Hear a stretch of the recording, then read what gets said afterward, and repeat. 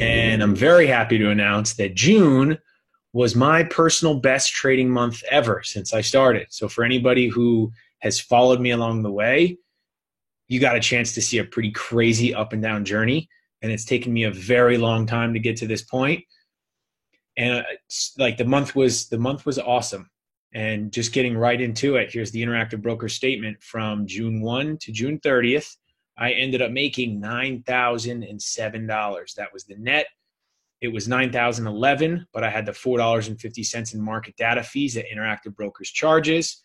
So ended up netting the $9,007, which is it's fantastic. And I feel really good. And it feels good to be catching some momentum. And I do know that it is also the current market conditions, because these market conditions are pretty crazy right now. It's buy the dip by all means, and there's a lot of momentum. So you don't even necessarily have to be that skilled. Just focus on the right names, take decent entries, and there's good follow through.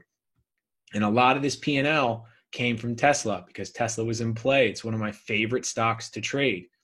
When Tesla gets going, you can catch very nice moves on it. So breaking down the actual trades themselves, I traded both stock and options because I like to trade both.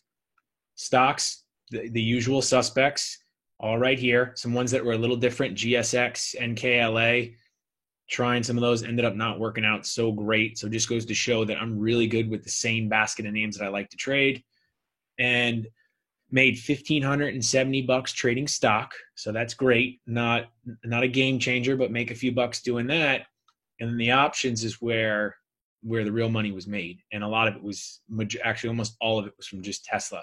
So waiting for Tesla to catch momentum and then hopping into to calls. One day I traded puts on Tesla, I made a few bucks, but all the big days are for me going to the long side on Tesla. And I made $7,441 trading options. So the month was fantastic, and I'm very happy about it. And just to go over, so rather than going through all the trades, because I do have a video on my best week ever, and majority of the P&L shows that week, I want to kind of go over just some takeaways.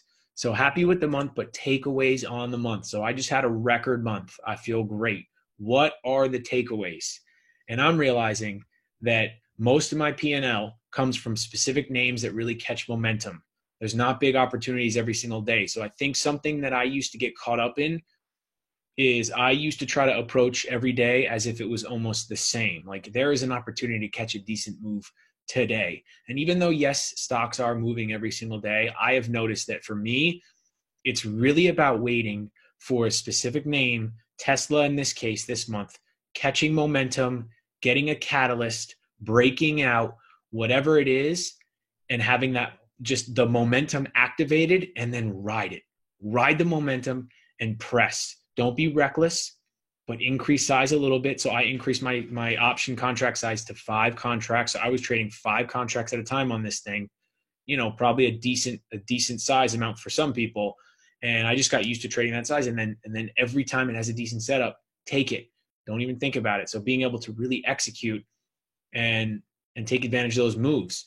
So I'm noticing that it's really being patient and then wait to strike.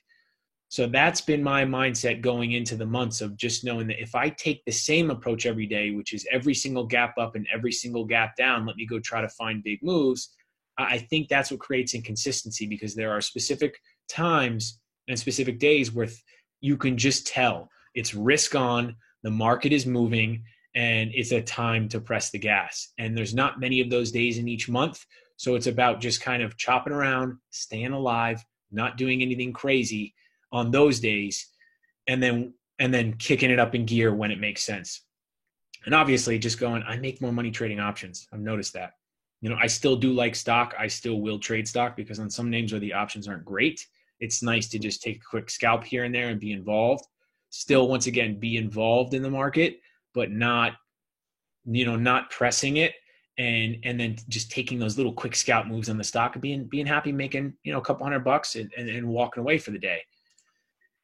And so I did take a focus. I did take a big loss on Boeing, and it was the day that it gapped up and went to like 200 on news, and you could just tell pre-market this thing started to rip.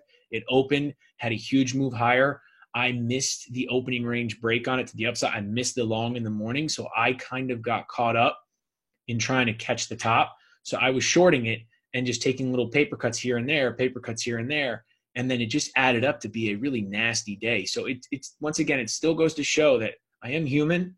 I still mess up. This is a mental game, and it's all about, just trying to stay locked in mentally. And I lost my mental capital and all discipline I had that day. So I still screw up. But what I'm noticing is that when I mess up, the difference between me today and me 2 years ago is that I bounce back very quickly. So I can realize that I messed up and that this is the next day could possibly really trigger a crazy trader and things could just start to snowball effect within the next week. I can step in front of myself and not do that and then bounce back really fast.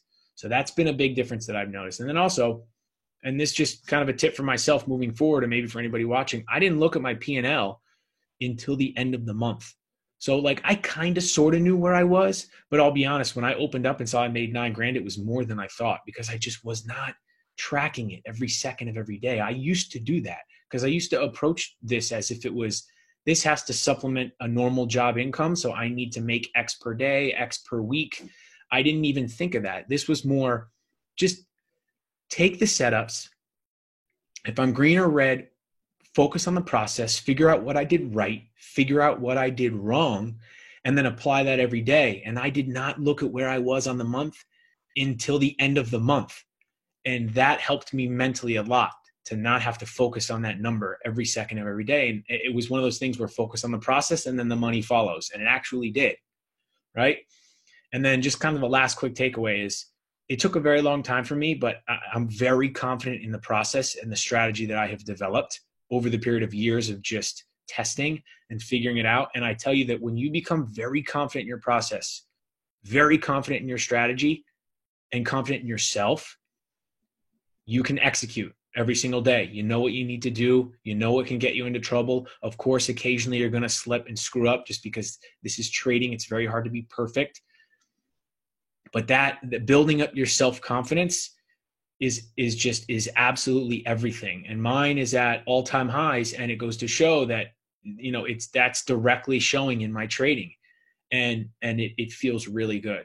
So I'm very happy with June.